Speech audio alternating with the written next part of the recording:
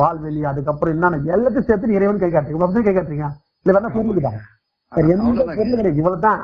இந்த எல்லா பொருள்ல இருந்து வெளிப்பட்ட ஒரு பொருள் தான் பஞ்சபூதங்கள். அந்த பஞ்சபூதத்தின் வெளிப்பட்டது தான் ஜீவராசி, இந்த பூமி எல்லாமே. இந்த பஞ்சபூதத்தின் வெளிப்பாடு இந்த பூமியா இருக்குது. இந்த பூமி மேல பஞ்சபூதத்தை அடக்கி வச்ச ஒரு பொருளா தான் மனித தேகம் இருக்குது. புரிஞ்சுங்களா? இது எதுக்கு நடக்குது? அதுவே அது சரி பண்ணிட்டு சொன்ன இறைவனால அது முடியாது. இறைவன்றது நீதான். அதுதான் இங்க பறந்து விரிஞ்சிருக்குது. அதனால அது முடியாதனால்தான் ஒரு ஒரு பொருள் இருந்து ஒரு கூரை எடுத்து அதுவே ஒரு உடலை உருவாக்கி அதுக்கு வழி எதுக்கு அதுவே குத்துருக்குது. எதுக்கோசம் என்ன நீ மாத்திக்கணும்ன்றதுக்கோசம். நீ எல்லாம் மாத்திக்க மாட்டேன். அதுவாவே அதுவே இருக்குது. அதை குத்துறது அதுவே இருக்குது. இது ரொம்ப விஷயம். புரியுங்களா இப்ப நான் சொல்றது?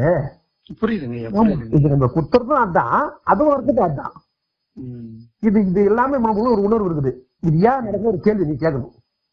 இந்த கேள்வி நீ கேட்கும் போதுதான், அப்ப இந்த கேள்வி கேட்கும் போது இந்த வழி துணை எதுக்கு நீ கேள்வி கேட்டு இதுக்கு ஒரு தீர்வு சொல்லக்கூடிய அறிவு உங்கள்கிட்ட வரும்.